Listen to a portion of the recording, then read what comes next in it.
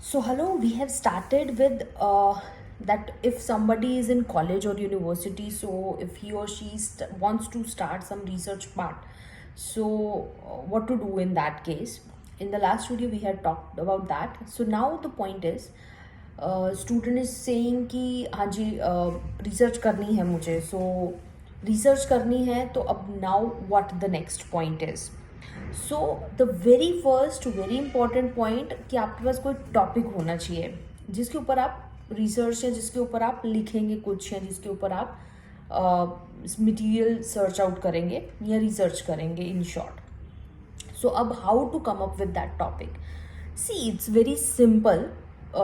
Not very simple, but it's for a students. It's a simple procedure. How? Because you are already have taken some subjects. So up for example, if you are in BBA or MBA, finance is there, HR, marketing, whatever the specialization is, there are different subjects in that. अगर तो finance है या stock market से related है, there will be different chapters you are already having in your classes and all. तो कोई भी topic आपको अगर समझ में आ रहा है, आपको इंटरेस्टिंग लग रहा है, what you can just pick that particular topic.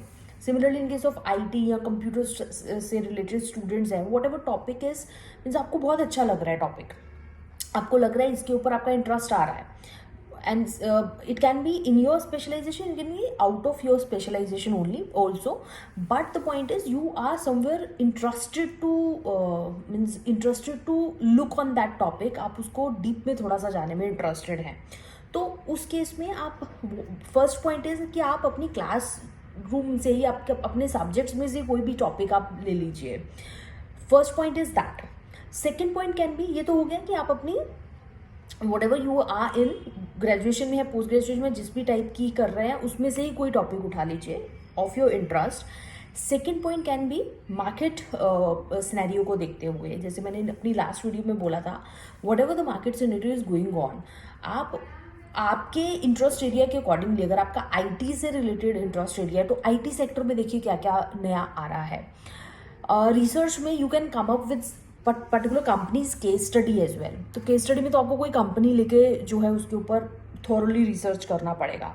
तो whatever sector you are into in और यू आर गुड इन, और आपको whatever sector you like more, pharmaceutical है, आईटी सेक्टर है, मैन्युफैक्चरिंग सेक्टर है या बैंकिंग सेक्टर है, stock market है, वट एवर आपको ज़्यादा अच्छा है उसके बारे में देखो. न्यूज़ में न्यूज़पेपर्स आर देयर और news are there. Other than news पता चल जाता है क्या हो रहा है मार्केट में. तो मार्केट में जो हो रहा है ऑलरेडी हो चुका है, या आपको फ्यूचर की कुछ लग रहा है कि ये वाला particular point is going to be somewhere is going to comes in a very hot kind of topic. तो आप कोई भी टॉपिक मार्केट से उठा सकते हैं depending upon what is going on, और आपको लगता है इसके ऊपर आपका इंटरेस्ट है. और सेकेंड, अगर मार्केट से भी कुछ समझ नहीं आ रहा, आप अपने खुद के ही सब्जेक्ट में से कोई भी टॉपिक ले लीजिए. ये तो हुआ कि टॉपिक कैसे चूज करना है. सेकेंड पॉइंट आता है, टॉपिक आपके पास आ गया, उसके बाद क्या करना है. For example you are saying कि मेरे को अगर आप फाइनेंस के स्टूडेंट हैं तो आप कह रहे हो कि मुझे आईपीओ का टॉपिक अच्छा लग रहा है या आपको स्टॉक मार्केट से रिलेटेड टॉपिक अच्छा लग रहा है. So now what next. Next point is gather more and more information about that. आपको ज़्यादा से ज़्यादा इन्फॉर्मेशन अब कलेक्ट करनी रहेगी. That information you can collect first from your very important the Google. तो सर्च आउट कीजिए, पर्टिकुलर टॉपिक लिखिए, उससे related whatever you are getting out उसको ले लीजिए. Similarly write down research paper on that particular. क्या लिखना है? Research paper on this particular topic. जो भी आप टॉपिक सर्च आउट कर रहे हैं आपको रिसर्च पेपर मिल जाएंगे. डाउनलोड कीजिए उनको.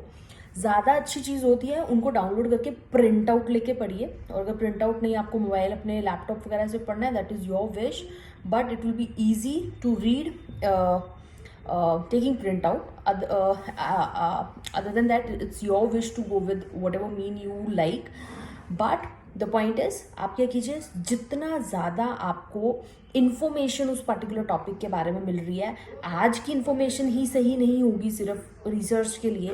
पास्ट में जितने भी पास्ट में अराउंड 10 ईयर्स तक का कुछ भी आपको इन्फॉर्मेशन मिल रहा है, depending upon what is the topic. अगर तो टॉपिक ऐसा है जिसका रिसेंट ही 1-2 साल का ही डाटा चलेगा, तो फिर 1-2 साल तक ही बाउंड कीजिए अपने आप को। But if you have a kind of, आप ज़्यादा थॉरो रिसर्च करने के मूड में, तो जितनी ज़्यादा इन्फॉर्मेशन मिल रही है आप सारी इन्फॉर्मेशन कलेक्ट कीजिए। उसके बाद what you can do is, information collect करने के बाद हर दिन आपको इन्फॉर्मेशन मिलती रहेगी, बट इन्फॉर्मेशन कलेक्ट करके थॉरोली उसको स्टडी करना है उसके बाद, कि क्या हो रखा है मार्केट में, क्या अवेलेबिलिटीज़ हैं जिसके ऊपर मैं जा सकती हूँ या जा सकता हूँ। सो ये सारी चीज़ें आपको तभी पता चलेंगी जब आप उसके बारे में थॉरोली पढ़ोगे। So first point was topic search out करना, टॉपिक क्या है, टॉपिक किसके ऊपर रिसर्च करनी है।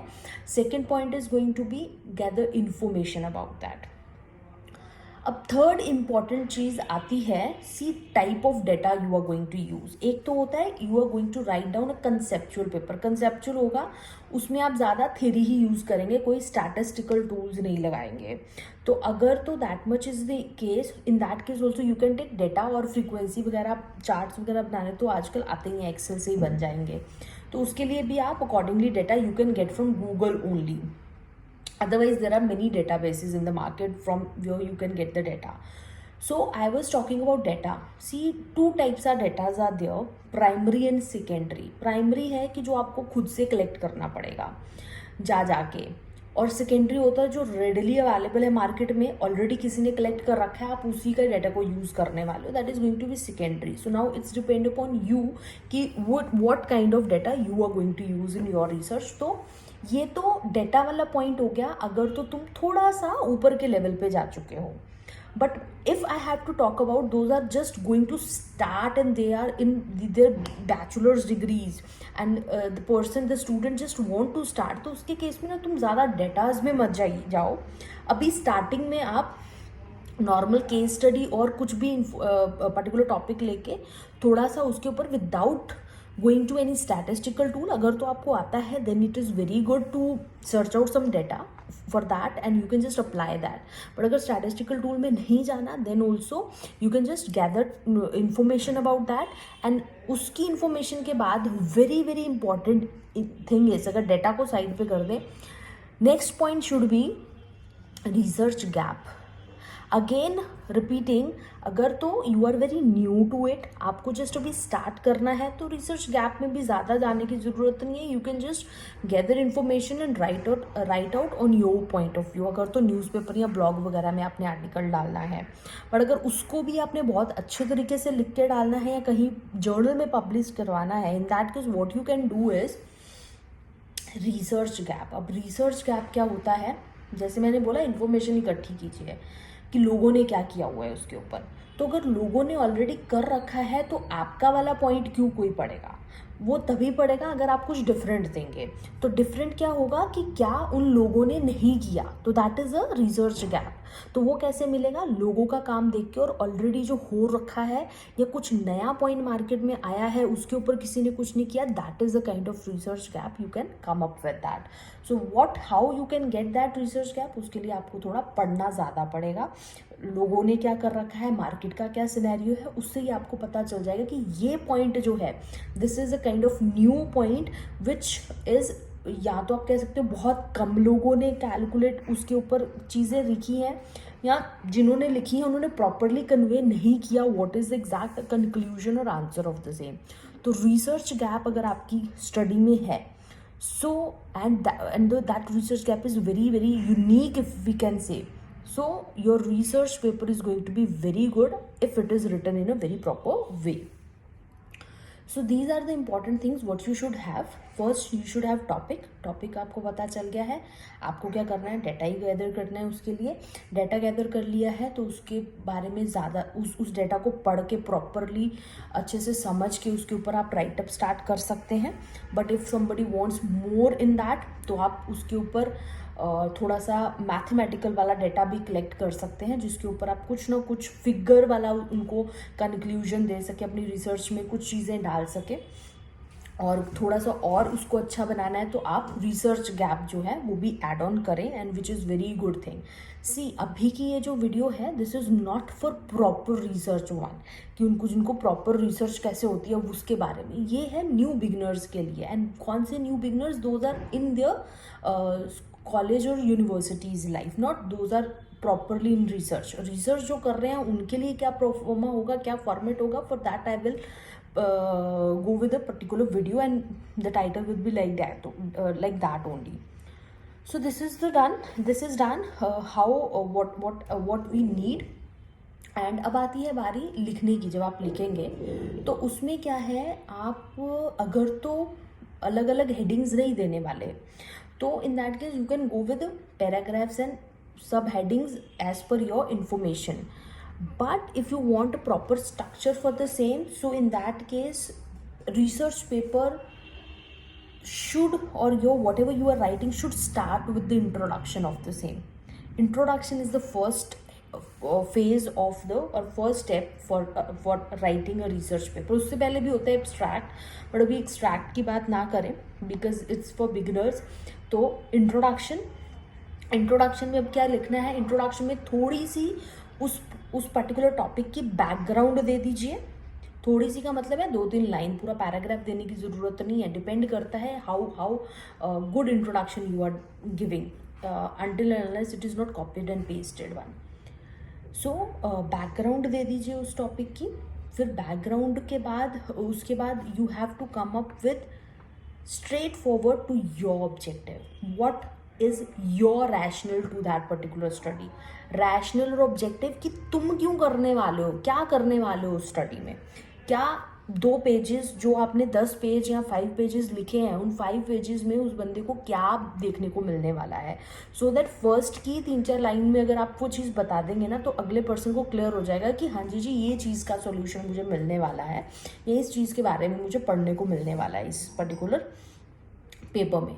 सो in a very starting phase introduction में ही आप बता दीजिए कि आपने क्या स्टडी में करा हुआ है, क्या तुम्हारा ऑब्जेक्टिव है. और अगर रिसर्च गैप भी आपने फाइंड आउट किया हुआ है तो उससे पहले थोड़ा सा लिटरेचर रिव्यू का हिंट दे दीजिए कि ये लोगों ने करा था, और उसके बिहाफ में या जिसके भी बिहाफ में आपने रिसर्च गैप फाइंड आउट किया है उस रिसर्च गैप को उस लाइनों से ऐड करते हुए बीच में ऐड कर दीजिए. सो तो इंट्रोडक्शन पार्ट में आपका प्रॉपरली यही पार्ट आ जाएगा, थोड़ा सा बैकग्राउंड और what is the rationale or what is the objective of that particular study, and then हल्का सा literature review का hint, and then research gap if it is related to research review only, and अगर वो कुछ किसी और से related है तो उसके related कुछ lines लिख लेंगे.